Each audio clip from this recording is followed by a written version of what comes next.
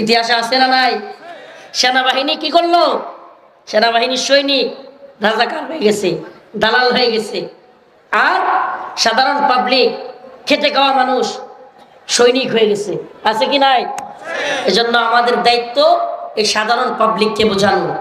প্রিয় ভাইরা আমার, বন্ধুগণ আমার, এই হিন্দুত্ববাদী ভারত যেই পরিমাণে উস্কানি দিচ্ছে, আমার তো মনে হয় এই চিন্ময় কুমার দাসকে রিমান্ডে নিয়ে পিটাইলেই সকল তত্ত্ব বের হয়ে যাবে ভারত কি কি ষড়যন্ত্র করতেছে।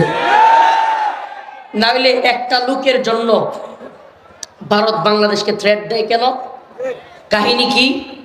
বাংলাদেশকে থ্রেট দিতেছে একটা লোকের গ্রেফতারের জন্য। একটা লোকের জন্য সীমান্ত সিলগালা করে দিবে, সীমান্তে বাণিজ্য বন্ধ করে দিবে, ভিসা বন্ধ করে দিবে, হাই কমিশন ঘেরাও করতেছে। আপনারা কি এগুলো দেখতেছেন না? তার মানে কি? এই লোকটা, আমার তো মনে হয় এই বদমাইশ বাংলাদেশে রয়ের বড় ধরনের কোনো এজেন্ট।